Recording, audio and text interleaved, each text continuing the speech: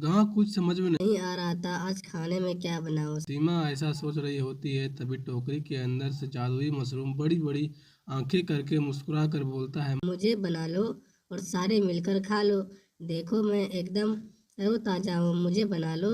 सीमा, नहीं माँ, मैं मशरूम खाकर बोर हो गया हूँ, कुछ और बना लो। ऐसा नहीं कहते बबलू, हमें चीज़ों का आदर करना चाहिए, जो हमारे पास है उसमें खुश रहना चाहिए। अच्छा सीमा, मैं खेत पर जा रहा हूँ, मैं भी आपके साथ खेत पर चलूँगा बाबा। मुझे अपने मशरूम दोस्तों के साथ खेलना है, उनसे ढेर सारी बातें करनी है। क्या ऐसा भी कोई मशरूम हो सकता है जो बोलता हो? अब यह बच्चे बबलू की एक सोच है या फिर एक बात में कितनी सच्चाई है, चलिए देखते हैं। जैसे दोनों घर से निकलते हैं तो चारों तरफ मशरूम के विशाल बड़े बड़े सुंदर सुंदर घर बने होते हैं। सड़कें भी मशरूम की थी और खेत भी खलिहान भी बोलने वाले मशरूम हवाओं के साथ झूम रहे थे। मगर इस जादुई मशरूम गांव के बसने की पीछे की कहानी क्या है, चलिए देखते हैं।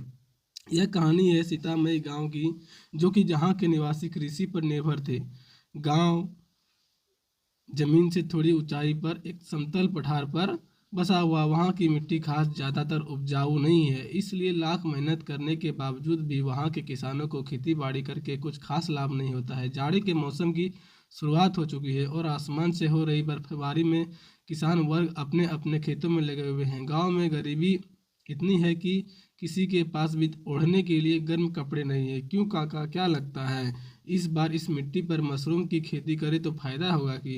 अरे, मिट्टी तो नहीं अच्छी लग रही है, मगरू अगर धरती माता का आशीर्वाद रहा तो इस बार फसल अच्छी होगी कि हम किसानों के परिवार की दशा बदल ही जाएगी। चलो ईश्वर का नाम लेकर फसल बो देते हैं।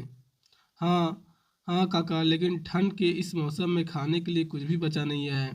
फसल की बुआई से लेकर फसल काटने तक भगवान ही सहारा है। हम गरीबों का बस ही, किसी का भी परिवार को भूखा ना सोना पड़े जब तक हमारी मशरूम की फसल तैयार ना हो जाती। ठंडी ठंडी पछुआ हवाओं में जूझते हुए किसान पुरुषों के साथ महिलाओं भी मशरूम की फसल में उनकी मदद करवा रही है। कुछ औरतें अपने छोटे बच्चे को अपनी पीठ पर बांधकर खेत में क्यारी बना रही है। देखते ही देखते शाम का सूरज डूबता है, सारा गांव अपने अपने घर लौट आता है। अब पूरा गांव मशरूम की फसल की तैयारी के इंतजार में था। सभी की आशा मशरूम की खेती पर लगी हुई थी। माँ, ओ माँ, तुम खाना कब बनाओगी? देखो शाम ढल गई है, मुझको बहुत जोरों की भूख लगी है। बोलो न, तुम खाना कब बनाओगी? बबलू वाले का जवाब देते हुए डबडबा आंखों से सीमा ने कहा, बस बनाती हूँ मेरे लाल, तेरे बापू को राशन तो लेकर आने दे। इतने में मिट्टी में सना हुआ थका मदा ठंड में कांपते कांपते दिनेश अंदर आता है। अजी, आ गए आप, मगर यह क्या आप खाली हाथ आए हैं? राशन नहीं लाए? बबलू भूखा है, घर में अनाज का एक भी दाना नहीं बचा। सीमा, तुम्हें पता तो है अभी मशरूम की फसल पककर तैयार नहीं हुई है, तब तक किसके दरवाजे पर कर हाथ पसारूं? बापू तो क्या आज हमारे घर में खाना नहीं बनेगा? मुझको भूखा सोना पड़ेगा ना? जाने कब तक सुध गरीब में जीना पड़ेगा। ईश्वर कब हमारे गरीब गांव की तरफ दया की नजर फेरे। तभी पड़ोसन बूढ़ी, सीतामणि दो रोटी और गुड़ लेकर सीमा की झोपड़ी में आती है। सीमा, अरे ओ ओ सीमा, पहले रोटी लाई हूँ, ज्यादा तो नहीं है, बस दो है, मिल बांट कर इसी में खा लो। बच्चों को भूखे क्यों सुलाओगी? मगर काकी, इसकी क्या जरूरत थी? आप तो खुद ही गरीबी के चलते पेट काट कर खाती है। आप तो खुद ही दुख में है। अरे, यह दुख मेरे अकेले की थोड़ी है, हमारे पूरे गांव पर आन पड़ी है। ऐसे में अगर हम एक परिवार की तरह नहीं रहेंगे तो कैसे चलेगा? गांव की यही खासियत सब लोगों को एक परिवार की तरह रखती थी। किसी भी कारणवश अगर किसी एक के घर में चूल्हा नहीं चल तो दूसरा अपनी रसोई में से उसे खिलाता था। एक दूसरे के दुख सुख में गांव के निवासी सदा रहते थे। ऐसे ही सिलसिला जारी था। गांव के सभी लोग परेशान हैं क्योंकि उनके मशरूम की खेती की फसल खराब हो चुकी है। तभी ठंड के मौसम के खुले आसमान के नीचे मशरूम की फसल के लिए प्रार्थना कर रहे हैं, धरती माता हमारी फसल पर कृपा करो, गांव में सब भूखे हैं, हमें बचा लो, करुणा करो। जय धरती माता की जय हो, धरती माता की जय हो। पूरे गांव की दुहाई देने पर बंजर जमीन मानो सोना बोलने लगती है। एक सप्ताह में सभी के खेत में मशरूम की बढ़िया पैदावार होती है। सबके खेत में मशरूम जैसे किसी के हीरे के समान चमचमा रहे थे, जिसे देख चट्टान पर बसा पूरा गांव आनंद से भर आता है। काका देखो, इस बार की फसल ने चमत्कार कर दिया, अब किसी के घर में खाने की कमी नहीं होगी। यह सब धरती माता की कृपा है। अब हमारे दुख दूर हो गए, हम राज कर खा और मौज उड़ाएंगे। हाँ भाई, अब तो हम चट्टान पर रहने वाले के लिए सोना ही सोना, चांदी ही चांदी है। यह मशरूम हम महंगे दामों में बेचेंगे। देखो, ठंड का सीजन है, 1 किलो भी बेचेंगे तो भी बड़े आराम से लोग खरीदेंगे। फिर हम झोपड़ी में नहीं, बल्कि पक्के पक्के आलीशान मकान में रहेंगे। मशरूम की अच्छी पैदावार देखकर गांव वालों के मन में घोर लालच समा जाता है। उनके अंदर से मदद करने का स्वभाव खत्म हो जाता है।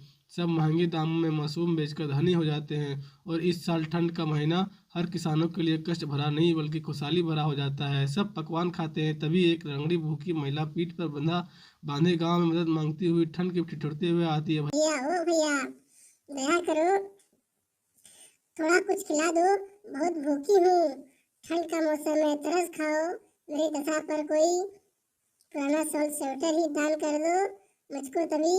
कैलाश की पत्नी चंपा मखमली पश्मीना शॉल ओढ़कर अंदर से निकलती है और उस औरत को भगाने लगती है। घर बसा नहीं कि भिखारी चले आए, चले जाओ यहाँ से, हमारे पास देने के लिए कुछ नहीं है। ऐसा बोलकर चंपा दरवाजा बंद कर देती है। इसी तरह कोई लाचार इंसान या जानवर उनके गांव में आता तो यह लोग निर्दयी उन्हें भगा दिया करते।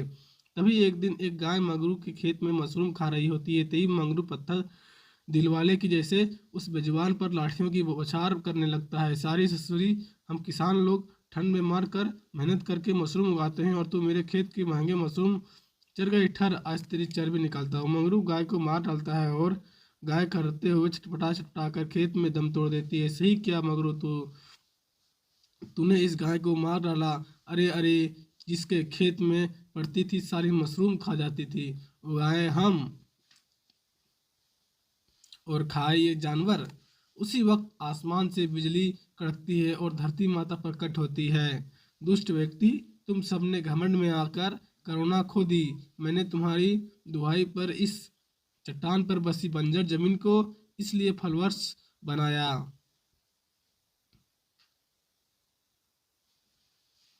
एक बेजुबान जानवर की जान ले ली है। तुम सब पापी हो, इस पाप का श्राप तुम सबके सर पर पड़ेगा। मैं तुम्हें श्राप देती हूँ कि इस गांव में अकाल छा जाएगा, दिन रात बर्फ की बारिश होगी, तुम और तुम्हारे बाल बच्चे दाने दाने के लिए तरसेंगे। श्राप का असर शुरू हो जाता है।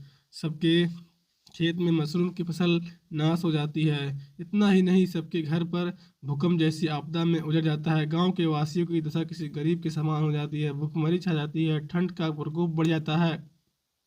माँ, मुझे बहुत जोर से डर लग रही है, मेरे शरीर का खून जम रहा है, मैं मर जाऊंगा। माँ, मुझे अपने हाथ छल में छुपा लो।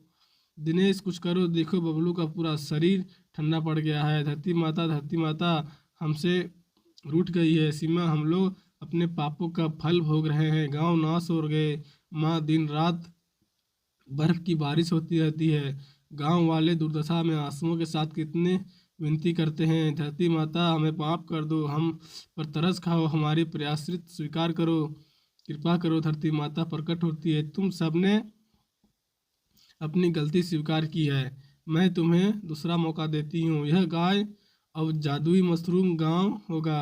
देखते गांव के हर घर मशरूम के बन जाते हैं। खेतों में जादुई मशरूम की फसल उग जाती है। गांव वाले जादुई मशरूम गांव की तरफ देखकर बहुत ज़्यादा खुश होते हैं। सबके चेहरे पर एक संतुष्टि छा जाती है। धरती माता ने हम सबके अपराधों को क्षमा करके हमको नया जीवन दिया है। अब हम कभी उस भूल को नहीं दोहराएंगे। सब लोग अपने अपने जादुई मशरूम के घरों में जाते हैं, जहाँ बहुत ही ज़्यादा गर्माहट थी। अरे वाह, देखो माता पिताजी, हमारा जादुई मशरूम घर कितना प्यारा है और इसके अंदर कितनी गर्माहट है।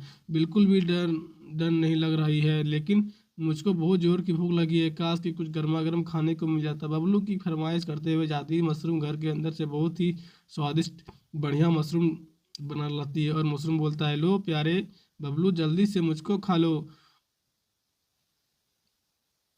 अपनी भूख मिटा लो। जादुई मशरूम तो इंसानों की तरह बात ही करता है। पूरा परिवार साथ बैठकर कई दिनों तक खाना खाते हैं। तब बबलू की ठंड सताने लगती है। खाना तो बहुत ही स्वादिष्ट है जादुई मशरूम, इसके लिए शुक्रिया, मगर क्या तुम मुझे एक स्वेटर दे सकते हो? क्यों नहीं, यह लो हमारे प्यारे शहजादी नरम नरम मशरूम स्वेटर। बबलू खुश होकर मशरूम के स्वेटर को पहन लेता है। जादुई मशरूम गांव की बदौलत अब सबकी जिंदगियां बदल चुकी थी। सभी परिवार में संतोष और खुशहाली। सुनकर अच्छा लगा तो चैनल को सब्सक्राइब कीजिएगा और हमारे वीडियो को लाइक ज़रूर कीजिएगा आप लोग।